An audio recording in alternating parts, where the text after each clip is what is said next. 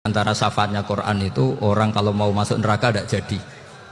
Jadi di antara syafaatnya Quran itu orang nggak jadi masuk neraka. Jadi syafaat itu ada dua, dari neraka diangkat ke surga dan itu bisa lama itu. Tapi kalau syafaatnya Quran itu yang belum masuk neraka supaya nggak jadi masuk neraka. Karena neraka juga punya aturan, dia juga kena aturan fikih. Jadi, lo betul ini, saya ada guyon. Jadi kena konstitusi apa? Fikih. Sama tak ceritani syafaatnya Quran itu. Ada orang itu beling itu fasik. Itu dia hafal surat Tabarok. Hafal betul. Tabarakalladzi biyadihil mulku wa huwa ala kulli syai'in qadir alladzi khalaqal mauta wal hayata. Pertanyaannya gini, boleh enggak orang menginjek surat Baqarah? Boleh enggak? Enggak. Padahal orang hafal Quran itu artinya ayat itu ada di hatinya. Fa inna wa ta'ala la yu'adzibu qalban wa al-Qur'ana. Allah tidak akan menyiksa hati yang menyimpan Quran, yang jadi flash disknya Quran, yang jadi rekaman Quran. Singkat cerita orang ini hafal.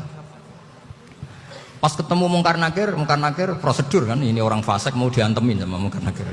Prosedur ya, dia kan prosedur standar. Si surat Tabarok akhirnya menjelma jadi seseorang yang gagah berani. Kamu nggak boleh nyiksa orang ini. Saya ini kalamullah. Kalau kamu nyiksa dia berarti nyiksa saya. Kamu berani sama kalamullah. Wah ya tidak berani jadi Mungkar Nakir. Tapi orang itu nakal, harus saya gebukin. Tapi kata Quran tadi, tapi saya di situ pasti kena saya. Oh debat, nggak ada lajnahnya ini nggak ikut. Kalau Gus Wirjon ikut jadi lajnah. Kalau jadi lajnah pasti kroninan. Kalau santrinya dimenangkan. Wah, akhirnya debat. Ya sudah kita ketemu Allah. Akhirnya Mungkar Nakir sama Quran tadi surat Tabarok datang sowan sama Allah. Terus kata Allah, memangnya kenapa Mungkar Nakir? Saya harus nyiksa dia karena dia fasik ya Allah. Memangnya kenapa surat Tabarok? Saya ada di situ. Menurut aturan orang tuh nggak boleh injak-injak Quran. Kalau dia nutuk saya, nutuk Quran. Itu harus dikasih tahu fikihnya Mungkar Nakir. Akhirnya Allah ngendikan gini ke surat Tabarok. Ya sudah terserah kamu. Kalau terserah kula Gusti, Mungkar Nakir nggak boleh nyentuh orang ini. Ya sudah selamat. Sehingga terus itu sama baca di termasuk mujizatnya surat Tabarok di tafsir Ibnu Katsir banyak. Karena tadi logikanya malaikat itu juga kena aturan fikih. Sehingga banyak ulama termasuk Said Muhammad ngendikan pertanyaan Mungkar Nakir itu tidak semua orang kena. Kalau semua orang kena nanti kalau tanya Nabi Muhammad, waman nabiyuka? Kacau kan jawabnya. Nabi kamu siapa? Saya ini nabi. Iya kan? Lah nanti kalau pas ketemu Nabi Ibrahim, waman abuka? Jadi repot kan? Makanya ada kiai yang guyon kalau ditanya, "Marabbuka?" Saya ini guru tauhid sembrono. Saya ini ngajar Ummul Barohin, kamu tanya Marabbuka. Masyhur itu keramatnya Imam Malik itu. Ada Ashabu Malik, rajulun min ashabi Malik. Beliau ditanya Mungkar Nakir, "Marabbuka manabiuka?" Imam Malik datang, ini seumur-umurnya itu ngajar tauhid. Kok kamu bedai enggak sopan kamu? Dan kita berharap barokah sampean ngaji nanti itu. Yes. Malaikat itu anak sungkane gitu. Jadi itu ada itu. Dan saya meskipun guyon itu serius. Bedanya orang alim sama ndak itu di situ. Kalau orang alim itu guyon itu masih benar, masih serius. Coba saya bacakan ayatnya. Ala inna auliya Allahi la khaufun alaihim wa lahum yahzanun. Terus lahumul busyra fil hayatid dunya fil akhirah. Artinya kalau Mungkar Nakir dengan penampilan garang gitu, berarti ada ketakutan apa enggak? Ada, padahal ciri utama walinya Allah tidak ada ketakutan. Makanya itu termasuk dalilnya Sayyid Muhammad, tidak semua orang alami seperti itu karena wali-wali itu la khaufun alaihim wa lahum yahzanun. Wah anak kiai ketemu karena kerja buat tidur wedek. Iku dreseke ora kok pertanyaan tok, nek konan santri piye? Lho isen wis kiai dihanjuti Mungkar Nakir. Malu gak kira-kira? Mesti pelengahan konan santri piye? Nah jawabannya gampang karena pernah ngajar tauhid. Makanya Sayyidina Ali ini cerita ini ada di kitab Nurul Dholam. Sama di kitab Nurul Dholam karangannya Syekh Nawawi Banten. Itu Sayyidina Ali itu ya, andekan orang biasa mungkin ya agak-agak hasut, tapi ini wali gak boleh kamu katakan hasut. Dia itu mangkal sama Umar. Orang kok setiap orang pernah dibentak. Apa dia berani bentak Mungkar Nakir? Penasaran dia. Bagaimana kerengnya Umar itu berlanjut enggak gitu kira-kira. Akhirnya minta, ya Allah saya minta kasyaf. Ya karena yang minta Sayyidina Ali karena mau wajah dituruti sama kasyaf. Dilihat Sayyidina Umar pas meninggal itu. Jadi hasud itu ya kadang penting asal baik. Loh betul bahasa Kanjeng Nabi kadang la hasada illa fisnaten. Itu Nabi membahasakan ya hasad. Gus Verson aja yang nafsirkan ghobtoh itu kan gaya-gayanan sebagai ulama. Aslinya Nabi ngendikannya itu la hasada illa fisnaten. Ulama yang ganti itu namanya ghobtoh. Wong Nabi sendiri nyebut hasad kok kamu tafsiri ghobtoh. Ya hasad ya hasad. Udah enggak usah ditakwil-takwil pokoknya gitu. Kalau sama nggak percaya nggak apa-apa. Kok gitu aja kok repot. Karena sama nggak percaya kemungkinannya dua. Satu nggak ngerti. Dua sama-sama alim kan dari awal kalau sama-sama alim kan laisali alimin ayukal tidak aliman akhor. Kita nggak perlu saling mengikuti. Ngapain hasud? Biasa aja. Akhirnya Sayyidina Ali kasar. Pas Umar bangun, setelah mati kan bangun, setelah meninggal bangun. Mungkar Nakir datang dengan perang yang sangat garang. Itu digambarkan Sayyidina Ali matanya itu kal kidril ghali. Kayak apa? Kendil yang apa? Mengangan. Wah, seru. Sayyidina Ali senang, paling takut ini Umar. Senangnya bukan main, wah ini mesti takut Umar. Biasa. Ternyata enggak, Umar malah bangkit. Woi, Mungkar Nakir. Kamu tahu menghadapi siapa? Itu betul ya? Kamu itu menghadapi temannya ahabbal khalqi ilallah. Yang diandalkan temannya bukan dia. Kamu tahu yang kamu hadapi, saya ini teman kekasihnya Allah. Jadi boleh kamu mengandalkan Mbak Virjon. Tapi nanti resikonya Mungkar Nakir tanya, itu Virjon siapa? Wah itu masalah kan. Makanya syaratnya wali itu harus ma'rufun fis sama. Di langit sudah populer.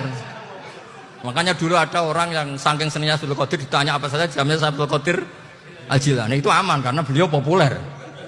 Makanya program kita harus populer dulu di langit. Nah, itu nanti kalau dicatut oleh santri-santri nggak apa-apa. Kalau nggak populer nanti dicatat itu siapa? Masalah ini. Umar itu yang dibanggakan itu, kamu tahu saya siapa? Ya enggak tahu. Saya ini temannya kekasihnya Allah.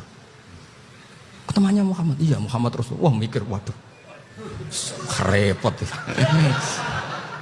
Loh di dunia aja gitu kan temannya presiden, temannya panglima, apalagi ini temannya Sayyidul Awalin wal Akhirin. Di dunia aja bilang temannya presiden, menteri orang sudah takut, apalagi ini temannya Sayyidul Awalin.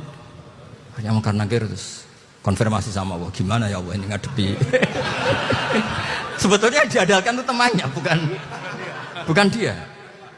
Wah, akhirnya sama Allah dibilang ya, Bu, ya sama seorang seperti itu Bu yang sopan.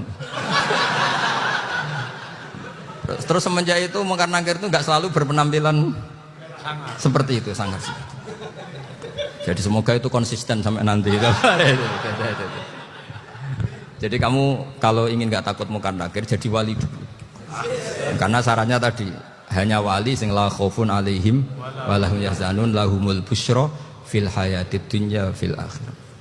Jadi orang itu kalau ngaji itu harus khatam. Jangan semuanya kena pertanyaan. Dan kalau semuanya kena pertanyaan nanti repot. Kalau Nabi Muhammad ditanya waman Nabi Huga. Nabimu siapa? Lu kan terus jadi aneh. Jadi makanya ngendikan Sayyid Muhammad semua ulama lah. Enggak ada am kecuali ditaksis. Kecuali sifatnya Allah. Misalnya bikulli syai'in alim ya benar-benar bikulli syai'in. Tapi kalau am semuanya pasti ada taksis. Meskipun dalam muhawarah muhadasah biasa. Ya, misalnya contoh gampang istri kamu baru seneng kamu, Mas nak pengen apa-apa aku lapor aku gak apa-apa Mas, mesti aku seneng sama lapor. Iku dia aku pengen wayo. Wah langsung jadi apa wae. Mesti apa wae maksudnya kecuali itu gitu. Padahal kalau ngomong Mas sampean ingin apa saja tak dukung. Terus sampean bilang, pengen iku wayo. Kira-kira disetujui apa enggak? Sama seperti kita kalau punya teman akrab, wes nang omahku gak apa-apa, anggap aja omahmu dhewe. Terus mlebu-mlebu kamar.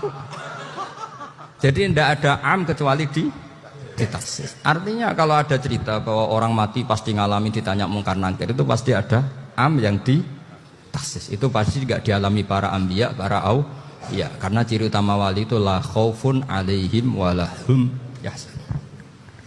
Kemudian saya yang mau cerita ya, supaya sampean bisa menghadapi dunia global ini, tak bawa tafsir Munir termasuk tadi.